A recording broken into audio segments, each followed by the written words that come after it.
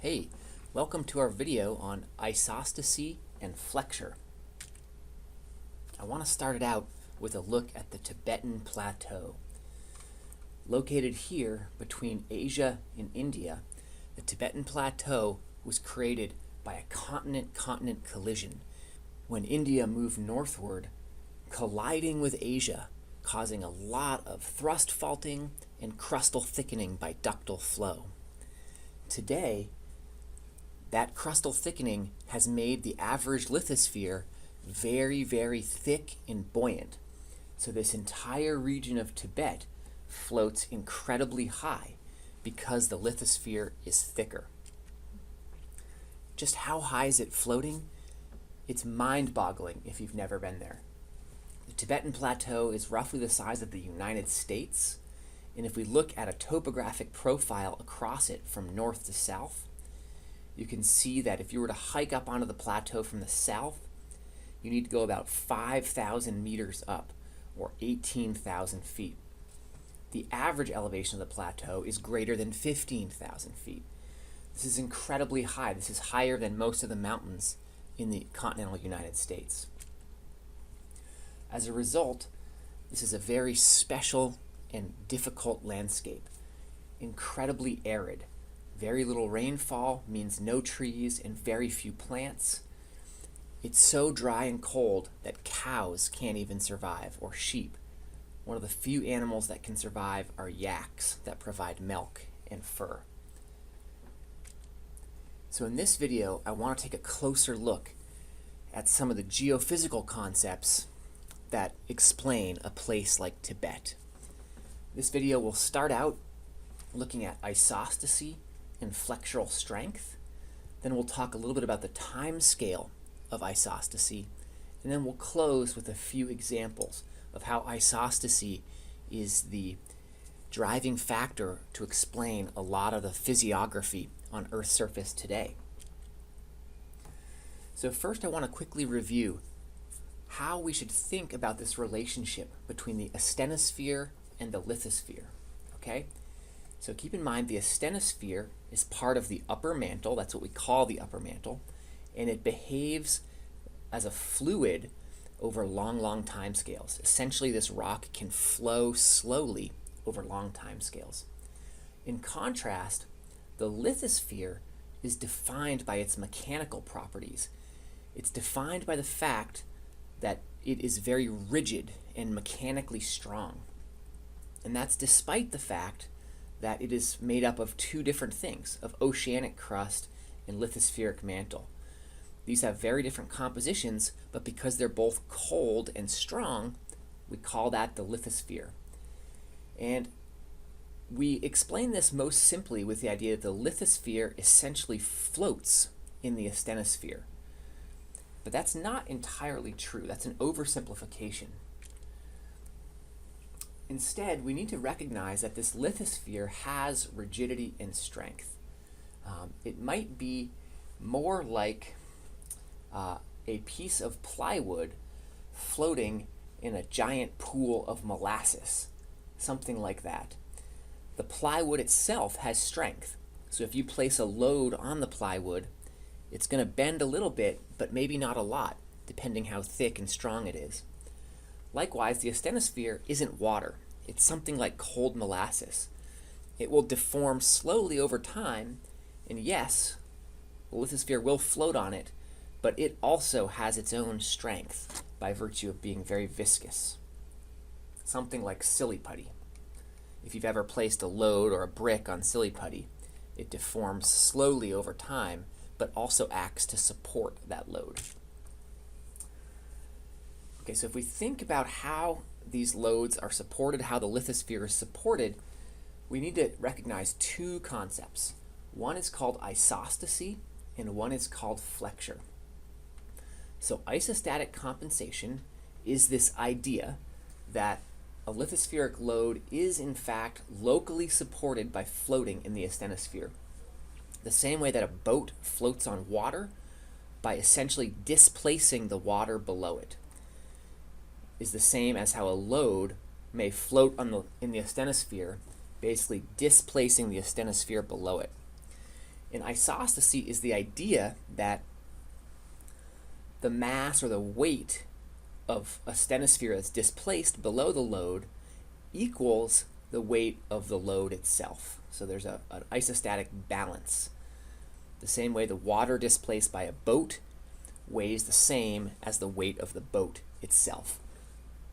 So that's the concept of isostasy, or essentially floating. The second concept is flexural strength.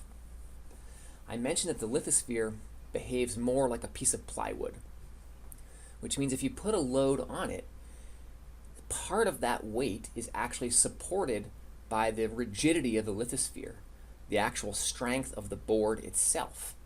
So in practice, it's not as if this load is just freely floating.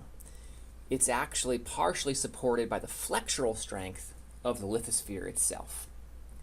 So those are the two things that combine to support a load.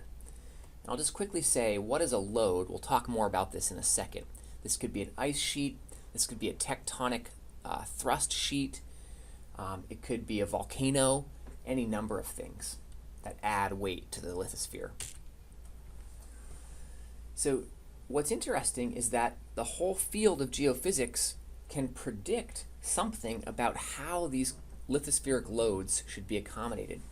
And one of the big things we can predict is the wavelength and amplitude of flexure. So how much should this lithosphere flex, and along what wavelength or what spatial scale should it flex? And that is largely determined by this concept of elastic thickness, which we've abbreviated TE. If you have a very thick, strong lithosphere, it won't bend at all under the load. For example, if you put a Hershey's Kiss on top of a piece of plywood, it doesn't even come close to exceeding the flexural strength, and the lithosphere doesn't bend at all. If we have a slightly lower elastic thickness, so imagine our lithosphere is thinner, or a piece of plywood is very thin, then that load is going to bend it somewhat. And if we have a vanishingly small elastic thickness, that load will immediately be isostatically compensated. There won't be any flexure, and the load will be directly isostatically compensated by displacing fluid at every point below it. So this might be the case where you put a Hershey's Kiss onto a piece of saran wrap that was floating. That saran wrap has no flexural strength, so the Hershey's Kiss would be floating by isostasy. And just to be clear, what determines elastic thickness? Well, it's really determined by two things. One is the actual thickness of the plate, okay? But that's not it. It's also determined by the rigidity or the strength of that plate, okay? Imagine you had a piece of plywood that was 1 inch thick versus a piece of steel that was 1 inch thick. That steel is stronger and more rigid, so it's going to have a higher elastic thickness.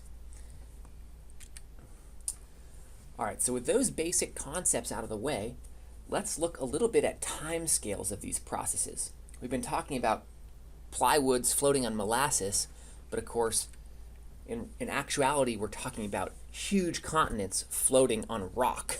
So it's really important to recognize that isostatic adjustment is a very, very slow process.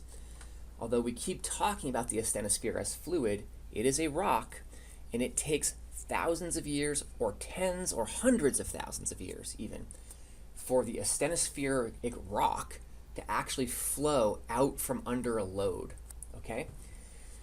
So in this example, we have a thick piece of lithosphere that has equilibrated by flexural isostasy. Then we're going to remove part of it by erosion of this mountain range. And that's going to cause this thickened lithosphere to try to float a little bit higher.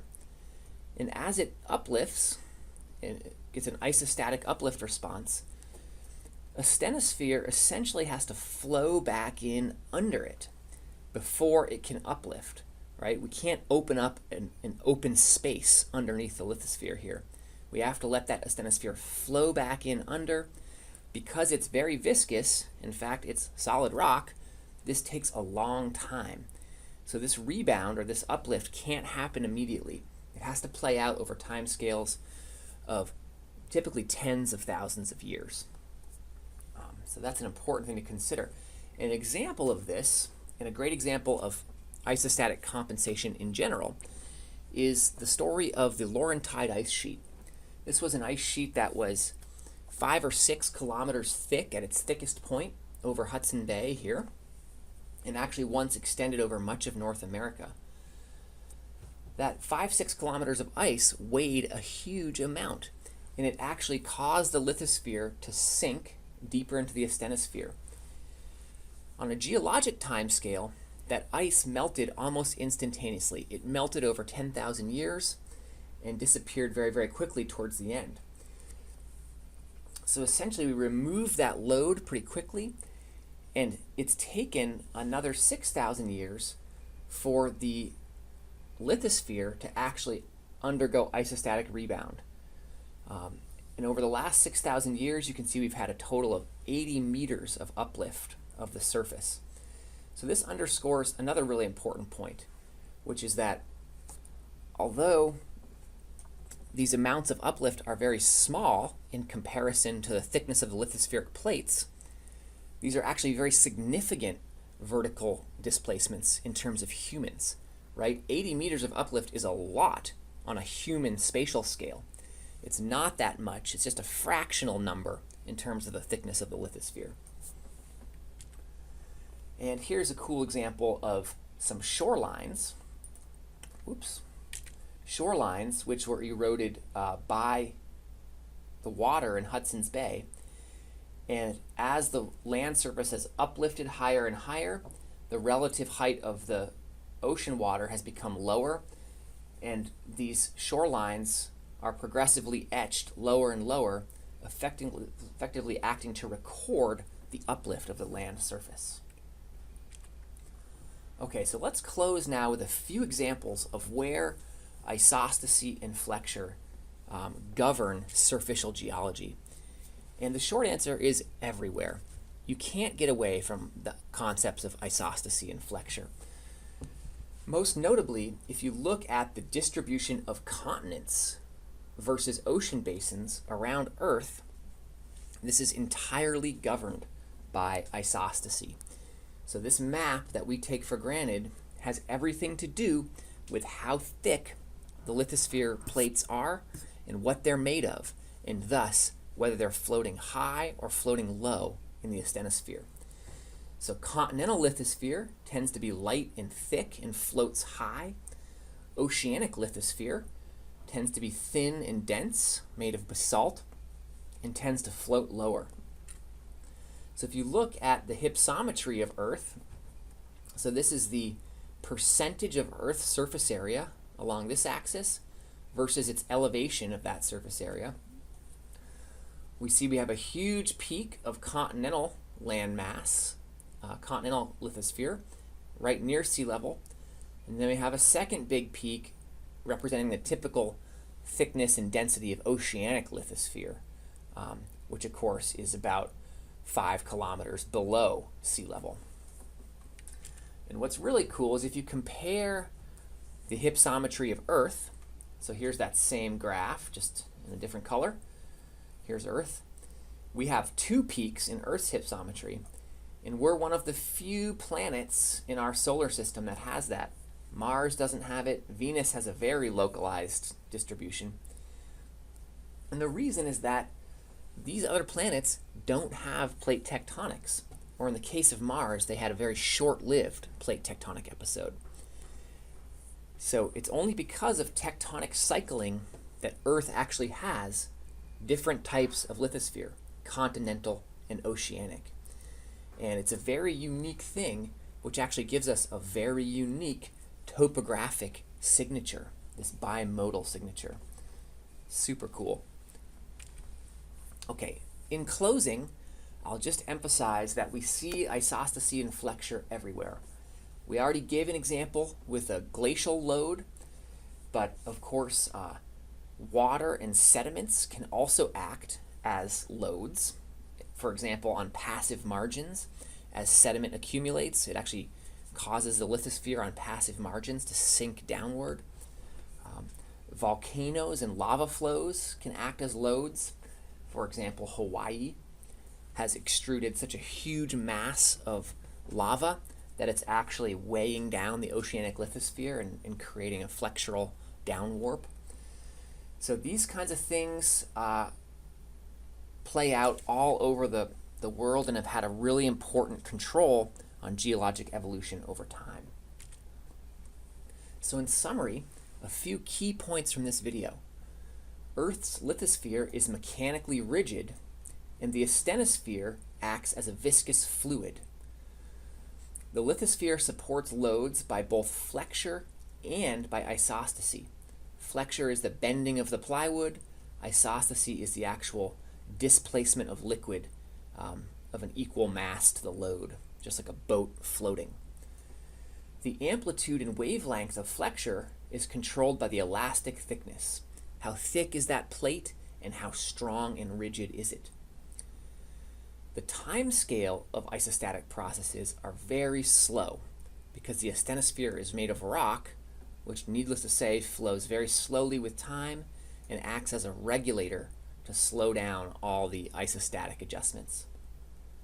And finally, isostasy explains many of the relationships between tectonics and surface process. It's everywhere, and it's always something that we think about as we think about how tectonics plays out over time. I'll leave you with these two concept questions which you should be able to answer after watching the video a second time, and thanks a lot for listening.